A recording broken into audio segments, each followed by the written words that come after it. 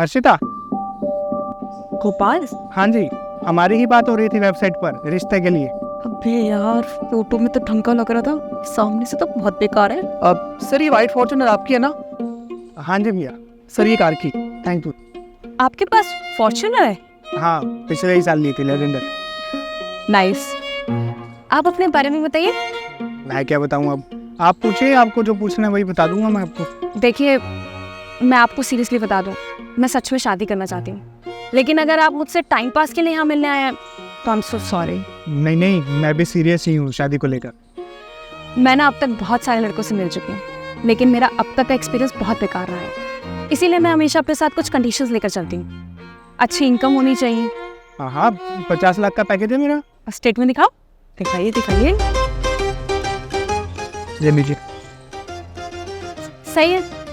Strong backup, खुद का घर, किसी भी तरह के कपड़े पहनने की फ्रीडम, खाना बनाने के लिए काम वाली चाहिए, हर 3 महीने बाद एक शिफ्ट होनी चाहिए। मेरा मन आएगा तो मैं जॉब पे जाऊंगी, नहीं तो नहीं जाऊंगी। 3 साल बाद बच्चा प्लान करेंगे और इन-लॉज अलग रहेंगे। बस? हाँ, बस यही। यार, आप तो बहुत डाउन टू अर्थ हो। आपकी तो बहुत कम कंडीशंस हैं। नहीं तो आजकल लड़कियों की तो एक्सपेक्टेशंस बहुत ज़्यादा है ना? हाँ, लेकिन मैं भी कुछ कंडीशंस लेकर चल रहा हूँ आजकल, तो अगर आप वो भी सुन लेगी तो सही रहेगा। ओके, बताइए। देखिए, शादी से पहले ना हम एक कॉन्ट्रैक्ट करेंगे जिसमें ये साफ साफ लिखा होगा कि शादी के बाद आप मेरे साथ किसी भी टाइप का कलेश, लड़ाई झगड़ा नहीं करेंगी, ना मेरे घर वालों के साथ करेंगी। मैं अपने दोस्तों के साथ जब चाहूँ, जितने दिन चाहूँ घूमने जा सकता हूँ, चाहे वो लड़का हो या लड़की। और हाँ, एक सबसे इम्पोर्टेंट कंडीशन जिसका आप चाहो तो सेपरेट कॉन्ट्रैक्ट भी बना लेंगे कि हमने आपसे किसी भी टाइप का कोई दहेज नहीं लिया। तो इन फ्यूचर अगर मान लो हमारा डाइवोर्स होता है तो आप मेरे ऊपर कोई भी दहेज का केस नहीं करोगे, और साथ में मैं कोई भी एलिमनी देने के लिए लायबल नहीं रहूँ। ये क्या बकवास कर रहे हो? ऐसा कोई भी कॉन्ट्रैक्ट नहीं होता। तो मैडम, ऐसी कोई कंडीशंस भी नहीं होती, और अगर होती है ना तो मेरी कंडीशंस भी माननी पड़ेगी। देखिए, कंडीशंस ना सिर्फ लड़की वालों की होती हैं, लड़के वालों की नहीं। और अगर शादी करनी है तो ये सब तो आपको एक्सेप्ट करना पड़ेगा। आप ना मुझे एक वैलिड रीजन दे दीजिए जिससे मैं आपकी कंडीशंस मानूं। क्योंकि मैं अपना घर छोड़ के तुम्हारे घर आऊंगी, मैं तुमसे शादी करूंगी। और क्या चाहिए तुम्हें? डू यू नो एक लड़की के लिए कितना डिफिकल्ट होता है अपना घर छोड़ना? देखिए, ये बात मैं आपकी मानता हूँ कि घर छोड़ना बहुत डिफिकल्ट होता है, लेकिन ये ऐसा कोई रीज़न नहीं है जिससे मैं आपकी कंडीशंस मानूं। मुझे तो लगता है तुम ना शादी को लेकर सीरियस ही नहीं हो, तुम टाइम पास कर रहे हो ना। अरे मैडम, मैं तो शादी के लिए सीरियस नहीं हूँ, आप तो अपनी ज़िंदगी के साथ ही सीरियस नहीं हो। देखिए मैडम, अभी तो आप जवान हैं, सुंदर हैं, आप ना ये सारी कंडीशन लेकर बाजार में घूमिए और मैं 100% गारंटी लेता हूँ कि आपको लड़का नहीं मिलेगा। 1-2 साल बीतेंगे, जब आपकी उम्र बढ़ जाएगी ना, तब आप 1-2 कंडीशंस भी कम कर दोगी, लेकिन लड़का आपको फिर भी नहीं मिलेगा। फिर एक ऐसा टाइम आएगा जब आपकी शादी करने की उम्र बीत चुकी होगी, तब पता आप क्या करेंगी? तब आप कहेंगी कि कैसा भी लड़का हो, बस अच्छा हो, हम शादी कर लेंगे। देखिए मैडम, ऐसे शर्तों पर ना शादियाँ नहीं होती, और शादियाँ सिर्फ 2 इंसानों की नहीं, 2 परिवारों के बीच होती है। और अगर परिवार में रहना है ना, तो परिवार को साथ लेकर चलना पड़ेगा। घर में काम भी करना पड़ेगा, हो सकेगा तो जॉब भी करनी पड़ेगी। हो सकता है 2-3 साल तक कोई ट्रिप भी ना बने। अगर लड़का आपको आपकी कंडीशन के साथ एक्सेप्ट कर रहा है ना, तो लड़के का जैसा घर परिवार है उसे वैसे ही एक्सेप्ट करना होगा। बाकी ऑल द बेस्ट मैडम, आपको अपने सपनों का राजकुमार मिल जाए। और हाँ, आपने क्या बोला था कि इन लॉज सेपरेट रहेंगे? चलो एक काम करते हैं, मैं ना आपकी सारे की सारी कंडीशंस मान लेता हूँ, आप सिर्फ मेरी एक ही मान के दिखा देना कि आप जिंदगी भर अपने माँ बाप से ना तो बात करेंगी ना मिलेंगी। शादी करनी हो ना तो कॉल कर देना फिर।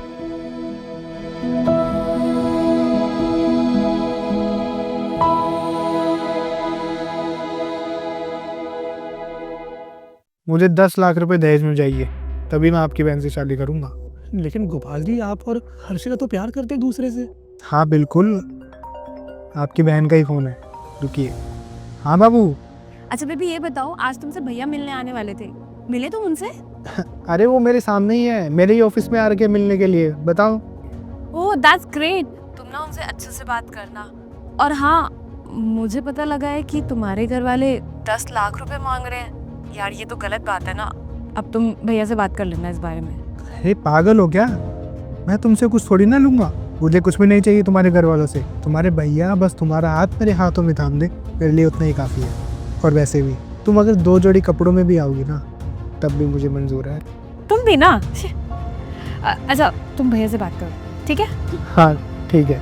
हाँ तो साले साहब, 10 लाख रुपए दहेज, तभी शादी होगी। That's it. देखिए, लेकिन आपने अभी मेरी बहन को बोला कि आपको कोई दहेज नहीं चाहिए।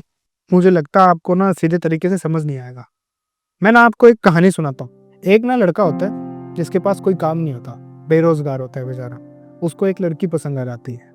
वो जाता है उसके पास उसे प्रपोज करने। हर्षिता, वो मुझे तुमसे कुछ कहना था। बिल्कुल चुप, एक शब्द मत बोलना।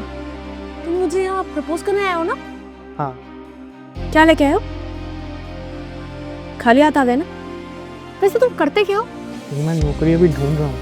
और यहाँ प्रपोज करने आ गए मुझे ना बिजनेस करने वाला लड़का पसंद है, ना कि तुम्हारी तरह खाली घर में बैठने वाला। तो तुमने कभी नोटिस किया है अपने और मेरे स्टैंडर्ड में डिफरेंस? तुम कहाँ और मैं कहाँ? और तुमने सोच भी कैसे लिया मुझे प्रपोज करने के बारे में? दबा हो जाए यहाँ से। देखिए गोपाल जी, आप क्या कह रहे हैं ना, कुछ समझ में नहीं आ रहा मुझे। जल्दबाजी मत कीजिए साले साहब, पहले पूरी कहानी सुन लीजिए। फिर क्या होता है कि उस लड़के का ना वक्त बदलता है। वो मेहनत करता है, बिजनेस खड़ा करता है और करोड़ों रुपए कमा लेता है।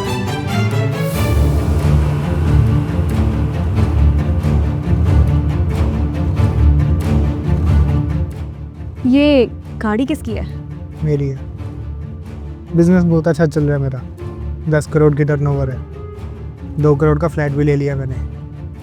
अब बताओ, शादी करोगी मुझसे? अब तो ना करने का ऑप्शन ही नहीं है।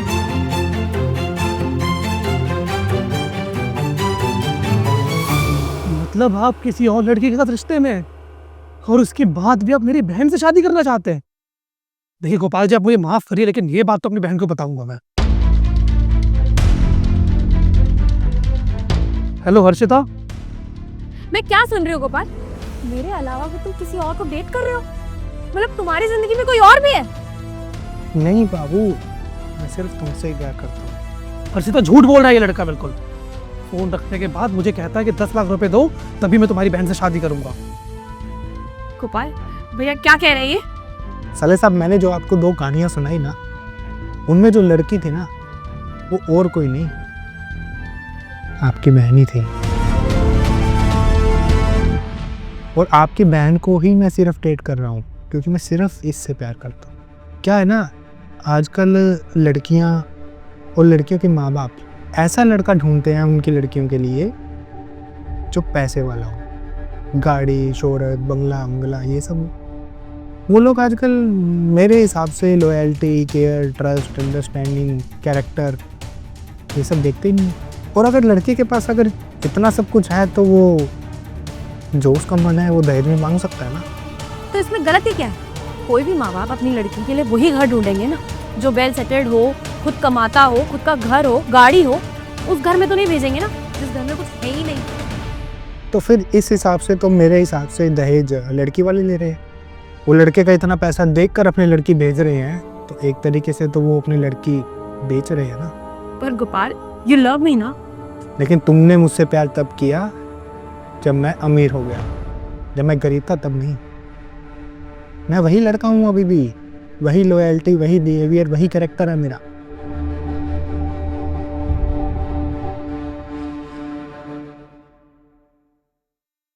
ज़्यादा सोचिए मत, मैं आपकी बहन से शादी करूँगा बिना दहेज के। ये सब मैंने सिर्फ आप लोगों को समझाने के लिए किया था कि पैसा ही सब कुछ नहीं होता है। आज मेरे पास है, शायद कल ना हो। और यही बात मैं तुम्हें समझाना चाहता था हर्षिता, क्योंकि मुझे तुम्हारे साथ अपनी सारी ज़िंदगी बितानी है। तो अगर कल को मेरा बुरा वक्त आ जाए तब तो तुम मुझे छोड़ के चली जाओगी क्योंकि मेरे पास पैसा ख़त्म हो गया। और अगर तुम ओके हो इस चीज़ से कि चाहे मेरा कैसा मर्जी समय हो, तुम मेरा साथ दोगी, तो मैं तैयार हूँ शादी करने के लिए। क्या तुम तैयार हो?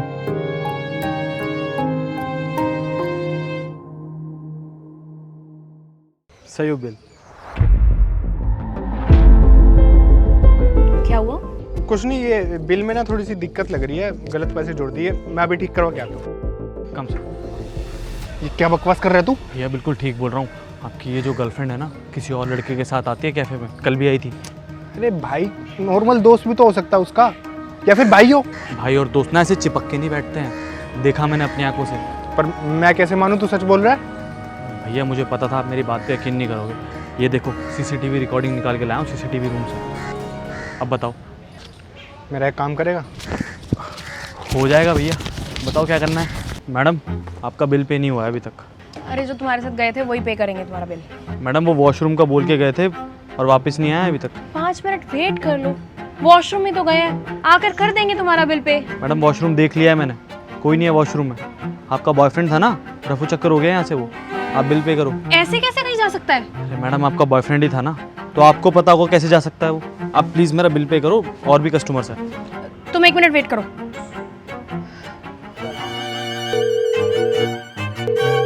Excuse me, can I pay for you? मेरा बिल आप क्यों? Relax, take it easy. इनका बिल मैं पे कर दूंगा, तुम जाओ यहाँ से। Okay sir. Thank you so much मेरा बिल पे करने के लिए। एक्चुअली बिल तो मैं भी पे कर देती, बट मेरे यूपी में कुछ इशू आ रहा है और कैश मैं कैरी नहीं कर रही। वो मैं अपने बॉयफ्रेंड के साथ आई थी ना, इसलिए। वैसे बड़ा ही अजीब बॉयफ्रेंड है आपका। आई मीन इतनी खूबसूरत लड़की को यहाँ पे अकेला छोड़ के चला गया। अब क्या कर सकते हैं, आज की डेट में हम किसी पे भरोसा ही नहीं कर सकते। सही कह रही है तुम कहाँ चले गए थे? मैं तो वॉशरूम गया था, लेकिन ये कौन है? झूठ मत बोलो, वेटर ने मुझे सब कुछ बता दिया था। तुमने तो मुझे आज फंसा ही दिया था। मैं वॉशरूम ही गया था, वो तो मुझे कॉल आ गया तो मुझे बाहर जाकर बात करनी पड़ी। लेकिन एक बात बताओ, 2 मिनट मुझे आने में देरी क्या हुई? तुमने नया लड़का पटा लिया? अरे ये तुमसे बहुत बेटर है, बिना जान पहचान के कम से कम मेरा बिल तो पे कर रहा है। आज तक ना सिर्फ सुना था, लेकिन आज देख भी लिया कि लड़कियां सिर्फ पैसे के पीछे भागती है। अब तुम्हें ये पसंद है? जी हाँ। ठीक है, बहुत बढ़िया। तो मेरी तरफ से सब the end, bye. Okay bye bye. By the way, आपने अपना नाम क्या बताया था? एक्चुअली अभी तक मैंने अपना नाम नहीं बताया। हाँ 1 मिनट, मेरे को बहुत ही इंपॉर्टेंट कॉल आ रहा है, मैं 2 मिनट में आता हूँ।